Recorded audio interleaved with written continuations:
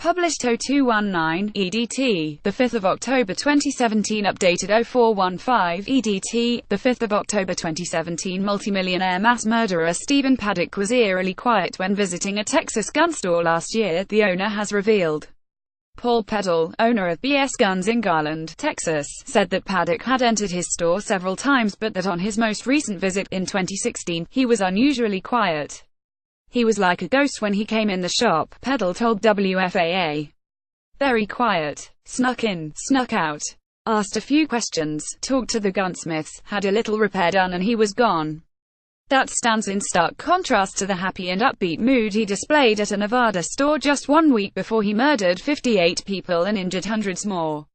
Scroll down for video. Paul Peddle left said Las Vegas shooter Stephen Paddock had bought guns at his Texas store several times, but that during his last visit, in 2016, he was like a ghost. Peddle said that he knew Paddock from previous visits, including purchases of handguns in 2010 and 2011. One of the handguns Paddock bought was a $1,500 model usually used by the Secret Service. He said such expensive buys were not uncommon for Paddock.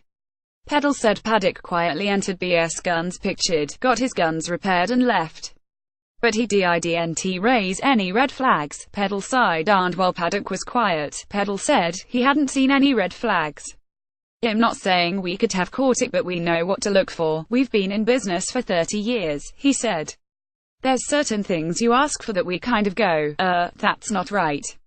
The attitude displayed by Paddock a year ago in Texas stands in striking contrast to the one he displayed at another store in Nevada just a week before the killings.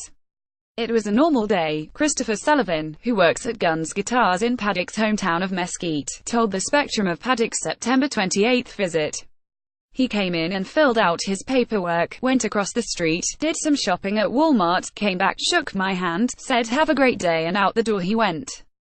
He never would be given an inclination about what was going on in his mind, Sullivan said. It's something I've run through my head a million times trying to figure out if I've missed something. Chris Sullivan, the manager of Guns Guitars in Nevada, said that by contrast Paddock was happy and upbeat when he bought a rifle just 4 days before his Las Vegas killing spree. Paddock paid $600 for a Ruger American .308 bolt-action rifle pictured from Guns Guitars, which is based in his hometown of Mesquite. Sullivan said Paddock was usually very friendly. According to The Sun, Paddock bought a $600 bolt-action Ruger American .308 rifle. Sullivan said that the gun Paddock bought that JWASNT found in their hotel room where he fired on 22,000 revelers Sunday, killing 59 and injuring more than 400, but he said had cleaned pretty much every gun Paddock owned, including some of those found around his body by a SWAT team after they breached his sniper's nest. Stephen Paddock killed at least 59 people and injured 489 others firing on a music festival. Sullivan said HES replayed the visit in his mind, trying to spot ways he could have predicted the massacre. Sullivan said had been physically ill after learning of the murders, and cried for half an hour on Tuesday night as he replayed his interactions with Paddock in his head, wondering if there was something he missed. He was upbeat, happy, normal guy, shake hands, have a good day. It just wasn't there, man, Sullivan said. At some point, he snapped. What made him snap, I don't know. Speaking to CBS, Sullivan was adamant that he never sold Paddock ammunition or the so-called bump stocks that can modify a semi-automatic gun and make it fully automatic. Investigators say that of the 23 weapons found in Paddock's hotel room, 12 of them had bump stocks added. Bump stocks are completely legal, but so far no gun shop that sold to Paddock has taken responsibility for selling them to the shooter. Sullivan's co-worker, who goes by the name of Skipper Speech, said it took around 20 minutes for the store to carry out vetting procedures and Paddock passed with flying colors, raising no alarm bells. He then left the shop with the weapon, but it's unclear what happened next. Did he decide against taking the rifle to Vegas and left it at home, or did he take it and leave it in his car? Skipper Speech, a co-worker of Sullivan's at Guns Guitars, stands guard outside the store, as the owner has been on the receiving end of death threats since the Las Vegas massacre. Skipper, a gunsmith, sold Paddock the guns, and like Sullivan said that he hadn't spotted anything amiss in Paddock's interactions at the store. Either way, the gun was not included as part of Paddock's arsenal of death. Skipper said Paddock was a regular visitor to the store and he had served him 4 times in total.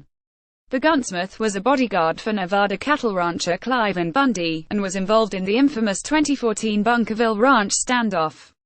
The standoff involved an armed confrontation between supporters of Bundy and law enforcement following a 21-year legal dispute over grazing rights. He says Paddock bought just one of the guns that was found in his hotel suite from Guns Guitars, a 6-hour 716.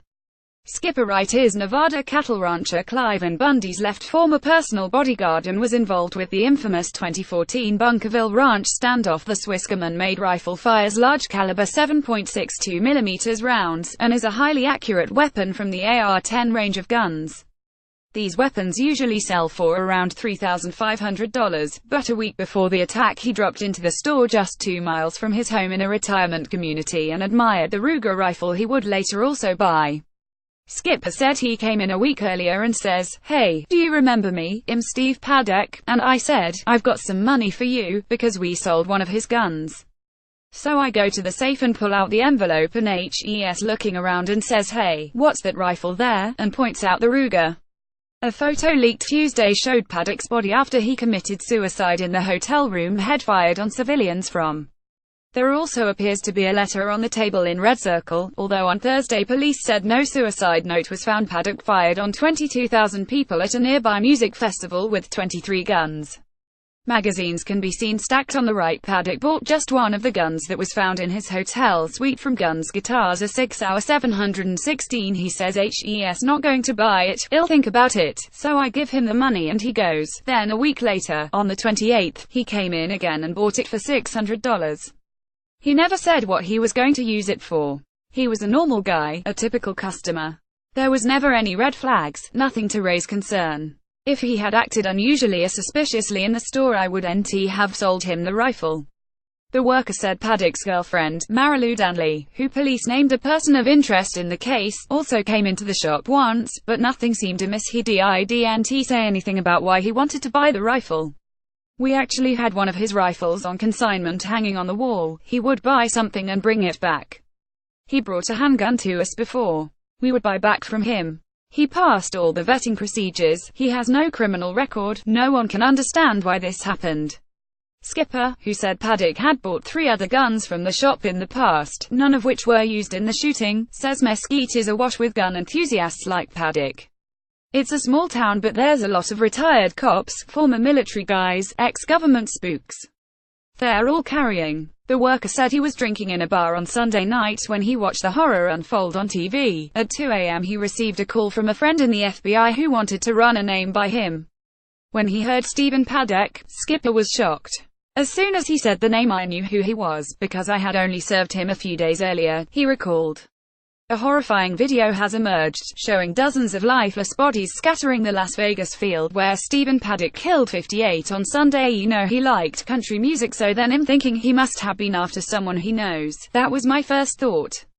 I couldn't believe it, and after I get the call from a friend at the FBI, I rushed straight to the store to check our records. The FBI wanted to know any addresses listed and the serial numbers of any weapons he had purchased. Anyway, I start opening up the ATF books and they give me 4 or 5 serial numbers and I find they aren't from us, so he didn't buy them all from us. So they say, I'm gonna read you some serial numbers, and there's one match, and it was a SIG rifle. That was the only one that he bought from us that he used. I called my boss Chris Sullivan and he came to the store as well. We were both really shocked that one of our customers was involved. While the exact extent of Paddock's cash is not yet clear, we know it included 4 DDM-4 rifles, the LA Times reports. Manufactured by Daniel Defense, the rifle features a muzzle flash suppressor, making it harder to tell where the weapon is being fired from. It also has a free float rail allowing for a variety of attachments including scopes and grips to enhance stability. The rifle costs $1,900 if bought new to 3 FN-15 rifles. Made by FN America, they also feature a muzzle flash suppressor and H-buffer system, which reduces recoil and increases accuracy.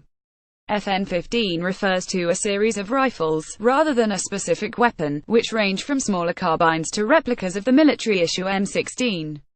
It is not known exactly which version was owned by Paddock. They range in price from $1,000 to $2,000, if bought new 3 at least one AK-47. A Russian-designed assault rifle, it was used by the country's military from 1945 and is still used by armies and rebel groups around the world. Known for its simplicity and reliability, it fires 7.62 by 39 mm rounds, which makes it less accurate but more devastating than other semi-automatic rifles. It can retail for as little as $6,004, at least one Colt AR-15. This rifle is known as the most popular in America, with an estimated 8 million in homes around the country. It is also gaining a dubious reputation as the weapon of choice for mass shooters, from movie theater killer James Holmes to San Bernardino terrorist Omar 1852 bump stocks. While not weapons in themselves, these stocks modify semi-automatic weapons, allowing for something close to fully automatic fire. They fit over the stock of a semi-auto rifle, and feature a sliding pistol grip and a trigger cover. Rather than pulling the trigger with their finger, the user pushes the gun away from themselves with their other hand. This depresses the trigger. Firing around the recoil pushes the gun back, but if the user continues to push the gun away from themselves, they will bump repeatedly on the trigger, firing multiple rounds quickly. This allows their user to fire up to 800 rounds per minute while skirting around regulations prohibiting fully automatic weapons. Skipper said it was only later they learned that the Ruger rifle, which had rail slots for a scope, Paddock had bought WASNT in the hotel room, but one of the guns they had sold him months earlier was. The guy was just a regular gun enthusiast. There was nothing special about him, Skipper said. He's not religious. He never talked about religion. He never talked about politics.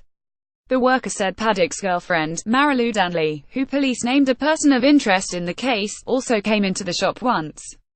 The only time we saw Marilou, Stephen was in the store looking around, talking to Chris, and I guess she was in the car, and she opens the door and says, "Are you done?" And he says, "Yeah, it'll just be a second." That was the only time we saw her. He was totally pleasant to her, just said it'll be a second, no problem. Skipper said Paddock would have had no problem getting the 23 guns inside his minivan and smuggling them up to the 32nd floor room where he was staying.